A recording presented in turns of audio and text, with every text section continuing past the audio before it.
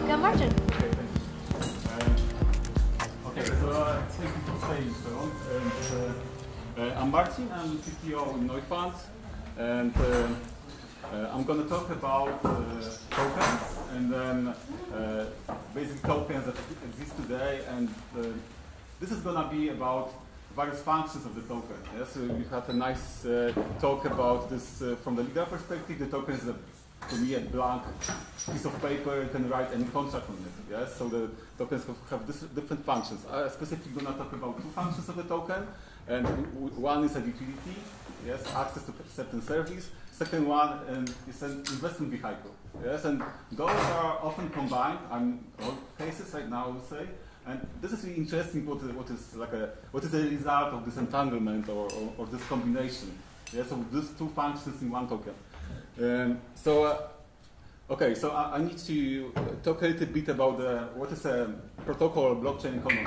I mean, every network or every blockchain is a small economy. Yes. So within this, and a very basic one, within this economy, let's say there's a resource. A scarce resource that is produced by this network, so it could be, I don't know, trusted computing power like Ethereum, or generic computing power, it's a Golem, or trusted money, it's Bitcoin. So this is a kind of resource that is created by the network and is protected by the network, yes? And this resource is created by miners, by people that are working, providing useful work for the network. So for example, they provide the hard drives, they together create a huge space, storage space, yes? Or they, I don't know, providing some computing power, yes, to create Ethereum network via this, and so on and so on. Yeah. The last thing that's important, that this resource is controlled by tokens. So the tokens in this very basic blockchain economy or protocol economy, they are used to set a price on the resource and control demand and supply of this token of this resource. Yes, so people can use it. They can't overuse it, and this makes sure that that this resource is produced. Yes, and this is like aligning the users and producers, the miners. All right. So this is like let's say the basic. Yes. So this basic token, this basic economy is a utility token. It's like a voucher for a service, yes? So you simply have these tokens to execute, to obtain this service. Okay, I'm paying for executing smart contracts for Ethereum. I'm paying for storage. I'm paying for the computing power by giving this token to a miner. Yes, this is his reward. Yes, for producing this resource. This is this basic economy, and this really works. Yes, here's Bitcoin. Yes, how the value of the network was growing over time. So we can see that it was growing organically for a very long time, for a few years, and on very basic level. But more people were joining this network, and it organically went into something like that, a huge network with a huge power. Yes, but it takes a lot of time. You know, anyone knows what was the pizza transaction? 10,000. Only 5,000 were one pizza. Yes, 10,000 together because there were two pizzas. So, yeah, there was like somewhere in here. Yes, somewhere in here. So this is basically if you wanna grow your network this way, it takes a lot of time. So it doesn't happen anymore. And here you have like a current situation. Yes. So we have these two things that brings external value into the network. You have this primary ICO mechanism that lets you basically sell tokens in advance before the resource is produced. Yeah? So you're just selling a lot of tokens and then saying to people that it's going to be a utility token in the future and basically taking investment from outside. The second thing is a secondary market. Yes. So you have like a primary thing and the secondary things. The secondary market is also very important because then miners can exchange this token into money, or you can acquire this token without working for the network. Yes, you don't need to work anymore. Yes, as in Bitcoin, you had to really work. Every Bitcoin was created by a miner. Yes, every Bitcoin. This is not true anymore. Yes, you can just buy them. You can just buy them in the ICO on the secondary market. Yes, so we have utility function in a typical token and an investment function, both together. Okay, yeah, this is like I call it entanglement, because you have these two functions, you can't really separate them. Yes, you are bringing a lot of value. No, your network is growing like crazy. This is EOS, which is not utility token because they said there's no value in this and it's doing nothing, but basically it still has a value purely from investment, yes? So, yeah, there is nothing bad about that in itself, yes? Like a speculation is bringing a lot of money to this project, so this is okay. On the other hand, I mean, this is a really weird way into investing in things, yes? My comparison is do you invest in Tesla by buying a lot of cars for a price that's much more than the market standard, yes? And then selling them on a second-hand market. This is what you do with the tokens, yes? You are buying, I don't know, computing power, and then selling this on secondary market to realize investment, yes? So this is weird. I'm not saying this is bad, but this is somehow, I don't know. Second example is from our company life. We deployed an ESOP plan for our employees. Ether was really high. It was, I think, this was the top price ever reached, and it was $70 for deploying contracts. Yes, we messed a little bit. Maybe it would be $50, but anyway, I can buy a nice virtual machine for a year for this somewhere with much more computing power than Ethereum network itself, because Ethereum network is probably my mobile is much more powerful in terms of execution. Yes, I would pay $1 just 3 months ago. Yes, and the question is, did something happen to this resource? I don't know, power, electricity went 100 times up or something like that? No. Yes, so the question is, what happened?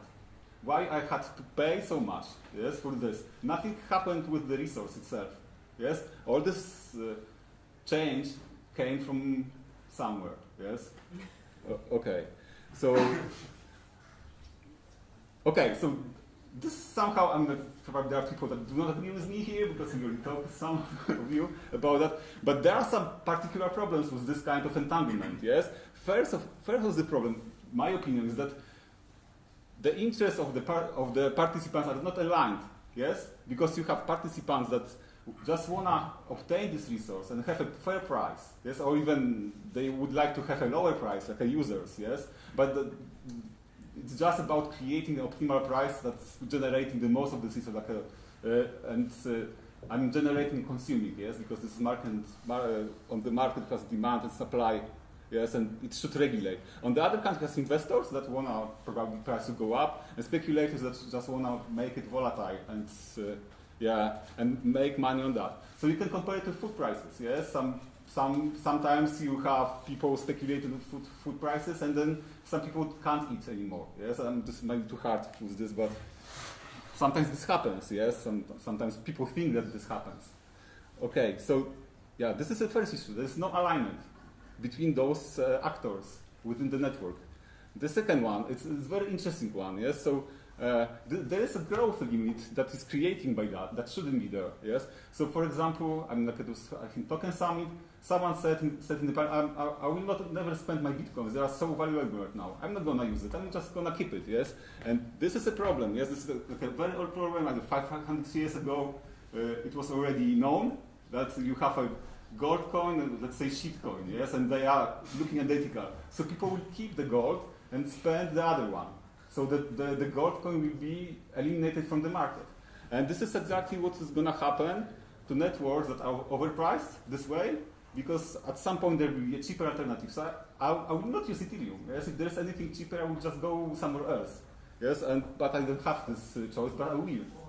And this is a limit to the growth. Yes, you will pump the price up, and people will stop using this token because it's so valuable. Better to keep it than to spend it. Yes, so this is something that will happen to some of those networks. Okay, the last thing is this is about the secondary offerings. Secondary rounds. Yes, if you do a second, this is not possible with current tokens because they have a cap. Yes, basically, and you can't really get more tokens. Maybe there are some exceptions, but if you really do it, you are not only diluting your investors, which is normal. You are diluting your users, you are diluting your miners, and so on. They will not like it. They will not like it. You increase the supply by 50%, but selling to some people. Yes, so this is normal for investors. This is not normal for normal users, yes, because this is utility function that is messing up with this. So maybe this is the reason that you, instead of having a small seed round and then a few other offerings, you have a huge ICO, 50 million, you take a lot of money, And then you have a cap of token supply, but I don't know what's going to happen next. Yes, it's even hard to spend it at start. Yes, it all happens before this resource is even created. Yeah. Okay, so I don't know what to do with this. Yes, so I have no answer. In the off-chain world, there is this invention. I think it was one of the biggest inventions in humankind. This is called equity. Equity can represent any business model, and you can invest in the business model. You can invest in Tesla factory. Yes, you won't buy these cars. You invest in some kind of abstraction. Yes, so the questions can be ported somehow to blockchain. Is it really necessary, and so on? Yes, I don't know, but maybe there is a way. Yes, to disentangle this. Okay, so that's it.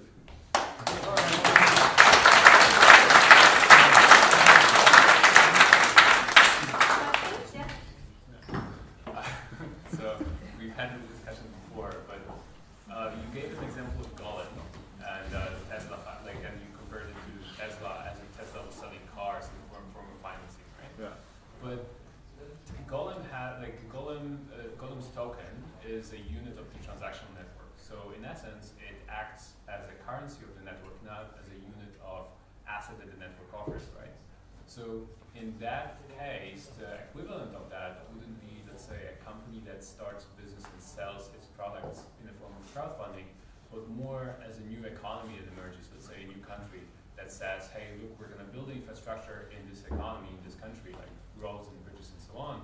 In order to do that, we're now printing money that's worth less. But if you buy that, you believe that this economy right? This is right, but your metaphor is not right. Yes, this is not another country when you have a huge amount of goods and your money is basically a currency. Yes, you can buy anything with that. It's like something you can transfer. You have just one resource, and this is used to set the price of this resource. Yes, the Golem token should be used to fix the price, whatever it is. It can be 100 golems per, let's say, unit of computing power, or just one golem. Doesn't matter. Yes, it should fix a price for this resource according to the external cost, like electricity or scarcity of this number of nodes and so on.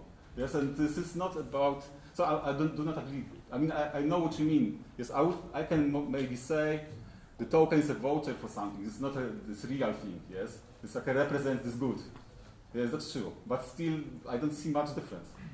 So by buying cars and buying voucher for cars, maybe this is easier to sell on secondary market. That's true. Yes. So I actually asked this question the founders of Golem, right? Mm-hmm. Specifically, this once your post came out, because it was specifically calling it this one, and the answer there was that because it's a unit of transaction network, so it's essentially money.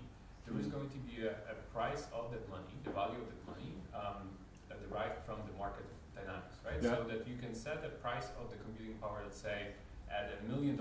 This specific computing power costs $1 million, but in order to purchase that power, you have to use Golem tokens, right? Yeah. Which means that regardless of what the cost of that computing power is, you will have to transact through Golem tokens, Mm-hmm. which in turn puts pressure. If the value of the overall network is growing, that puts pressure on the currency to also grow in value. Which means that without necessarily putting a price tag on the asset on the network, you actually create a mechanism for the appreciation of the value of the investment, right? So by the constraints that you defined, it should be actually fine, because there is disentanglement of the interests of the investors and the interest of the network, where you derive value of the asset itself. Yeah, I'm not sure I got it. But let's say the Golem gonna come in the future. So let's say we don't know. Let's look at the Ethereum. Yes, okay. I think Ethereum has even. I think that there's a lot of smart people in there, and they really somehow could see this problem gonna come. So you have something like a gas price. Yes, and the gas price at the current moment is a way to disentangle this investment part from this small market for the gas. Yes, you know what I mean. Yes, you have another mechanism without this bigger mechanism, but it doesn't work. Yes, I mean, I gave you this example, so I don't know if you are right or not, but it doesn't work. Yes, what you are saying. Another example is. Okay, can I finish this? I'm gonna just finish this example. Yes, look what is going with the gas price. I'm paying exactly the same price. Yes, I'm in terms of gas units, and this. So if you are right, we are somehow expecting within this volatile, crazy, speculative market is going to be this small market for the gas that is going to be stable. Yes, it will not work because this gas is also used by the speculators. You know that for the bigger ICOs, the gas price will be in the thousands of dollars per transaction to be the first. I mean, it's used also to speculate. This is not so easy. If you have this entangled with one thing, yeah. So my quick comment was simply Gnosis. Basically, they just when you trade, you can actually specify. It converts to currency sort of last minute. So it's sort of disentangling in that way in the case of Gnosis. So this is a prediction market, so it's a market. And basically, when you're making your prediction, which is bids and asks on a particular question, then those are independent, right? It's just naturally disentangled. Yeah, because you create every prediction has a price at a given moment. Yeah? So you can have a lot of price points that can be somehow fine-tuned to the current fluctuation of this. Do I understand this? They actually also allow conversion back and forth to fiat currencies, right? True, like right there on the fly. true. But this is easy with something that is just information. But if you are investing in your I don't know farm of computers and you have some you invested a lot of money, you gathered some tokens, and then you have the speculators shorting this day, and you lose half of your money in one day. On the other hand, you have the same for users. You have you bought the golden token to use it on the really use it for computing power. Is there anyone that did it? Because I don't believe that anyone really did it for just using it. Up there. Yeah. So yes, maybe someone's waiting for this network to come and to spend it. Probably this was a good investment because you're gonna have probably millions of years of computing power for this. That was a good investment. But let's say you are buying this token when this network starts. And you have something like this, yes? I could run my services this day, but next day I can't, yes? Because the speculators just dumped some golden tokens on the market, yes? That's not necessarily what you have to do if I understand the system correctly, right? Yeah. As soon as you want to purchase the computing power, you decide that, okay, that whatever is on the market, I agree with that price and I want to exchange my dollars. Yeah, but this is the same you had in Zimbabwean dollars. Yes, I could very quickly run to the some currency exchange after I get my salary and send it for $1 and keep it in the dollars and then just buy Zimbabwean dollars for a second to buy food. Yes, because you have so much fluctuation. So this is like a pathology. Yes, to get rid of the token at the moment I have it. Yes, just because there's crazy people doing something to the price. I would argue that Zimbabwe is not really the same because there wasn't so much fluctuation, but like extra, like super inflation. Yes, yeah. Right? But I think the point you're making is that the price of the GNT is going to be going up and down. Yes, because it's not set by the supply and demand on the computing power. It's set by someone else. And I don't even know if Golem has this some kind of internal mechanism to create this small market. Because I think with Ethereum maybe it's gonna work at some point when it's gonna be automated to a large degree. This gas price. So this is Let's the see. question. Yeah. I just want to ask one last question on this. So you don't believe that the markets, if the GNT is traded on exchanges, you don't believe that the markets can play this role at removing the volatility?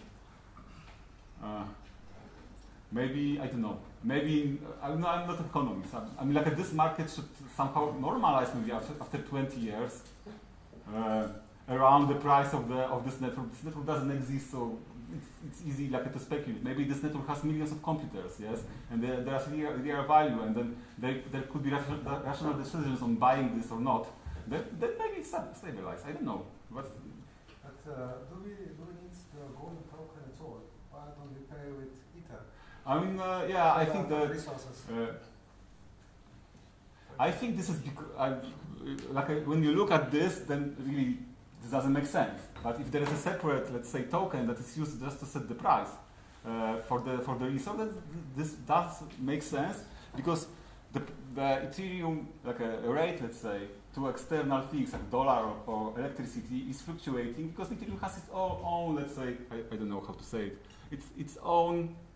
It doesn't not follow what's going in the golem. It's not a good currency. I don't know if you have a country, a small country, and you take euro, like Greece, for example. Yes, you take euro, and this euro has a little bit different behavior than your economics, and it's not good for you. Yes, it's probably the same way, the same reason. Yes, it's good to have your own price setting. I just wanted to. But I'm not an economist, so I'm maybe talking bullshit. Someone knows I more. just wanted to chime in on and maybe ask your opinion because with respect to Ethereum and the gas price, there is this research published a few years ago already on the verifier's dilemma, and I think that's causing the chicken and the egg problem, right? Where because you're using proof of work, the honest miners have an incentive to prefer high gas price, low gas consumption transaction, and then you can't really build any useful application because you can only do very limited things at a high cost. Yes, but then do you think that once that's resolved, whichever way, that you cannot disentangle these tokens, like the gas and the ether? Yes, this is exactly a mechanism that was, I think, designed to do it. Yes.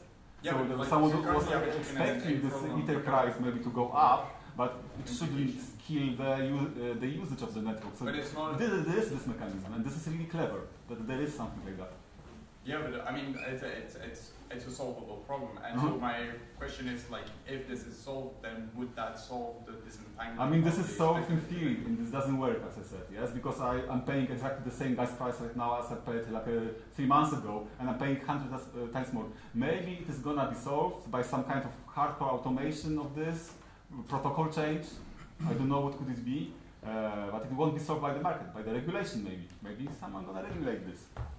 I don't have precise numbers, but you can actually also significantly set your gas price Yes, I know. way lower But than you know, most people. There is in the system as well, because people just keep using the default gas price in their client. Sure, this is actually lack information in the market, yes, and of course there are problems because people are not informed that they can do it, but wait for like some ICO time and try to do anything with your smart contracts. You can wait a few days, yes, because speculators are fighting with the gas price as well. Yes, this is a good tool to speculate as well, to be first on the ICO or block others. I don't know. Yes, so and this really is happening. We were deploying this contract over a few days.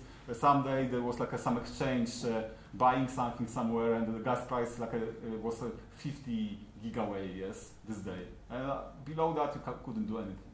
The next day it was 3. This is the problem for the users and miners, I think.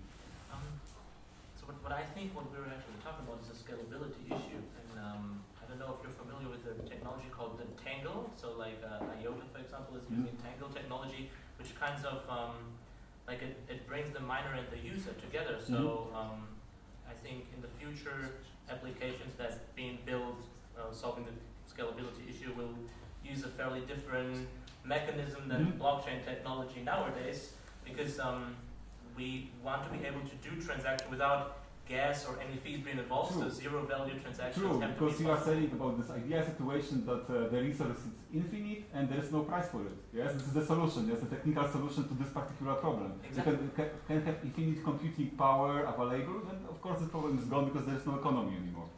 But the big problem is like that miners actually need that incentivization to run their computing power. And if you bring them together, like let's say you send a transaction, you do the proof of work, and you validate 2 previous transactions that are randomly picked, you solve that issue and you don't have to deal with scalability anymore.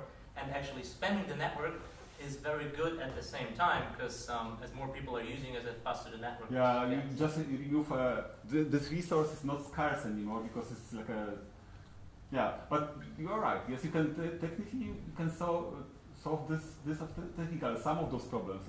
Yes, because storage probably we are far away from having infinite storage for free. Yes, or there are different things that are protected by this. There is this attention token, which I don't know if it's scam or not, but attention for sure is right now limited until we have AI, general AI. Yes.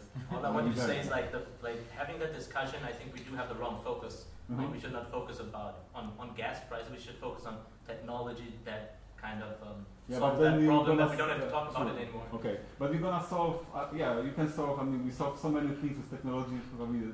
Yeah. Just a matter of time. But then you're gonna have another discussion. So you had like the labor was scarce. Yes, in the past you had to leave the stones and so on, and then you solve it with the technology. You have like bulldozers and so on. Yes. Then you have right now we have a scarcity on brain power, but it's also changing with the machine learning and so on. Yes. So you have a scarcity on attention. Maybe you have AI and there's no scarcity, and so on and so on. But you also have a net thing that's scarce. Yes, and you need to set a price on it. So that's but true. Technology will solve it at some point. So soon. I mean, Yeah. IOTA and Yeah. Entangle's out there, so Yeah. it's a very nice base layer to Yeah, solve that problem. yeah. This is a nice idea. Yes, it's like a. Any other questions for Marcin? Okay. I have a question about where in your head and in the context of the slides that you were showing, you see governance as a utility or not? Like, and on the not side, it would be traditional to like shares in a company or something, like that is a form of governance, and do you see that as a utility, or like where do you think of that if there are like a utility as like voting rights or something in a protocol? I mean, I don't know. Like how does that I don't know. I'm fit just in thinking. this Yes, model? I'm just thinking. Maybe is this some kind of something that you protect? Yes, some kind of resource. The voting. Typically, you have voting not per your power, but per identity. I don't know. I don't know what to say. Sorry. So if you disentangle these two things, right? So the utility and that and the investment part, right? Yeah. Like to raise an ICO, you need some use of these tokens that are the investment speculation. True. Right? You need to entangle this somehow behind the doors. Okay. Yeah. It is done off chain by having shareholders and means of production. Yes. And shareholders and the regular Yeah. company. But I'm not saying this is gonna work for blockchain. I'm just saying this was already solved and it was like a nice solution of having equity. Yes. Okay. All right, well, I think let's just take a quick break in between these two before we have our fourth talk, but thank you very much, Marcin.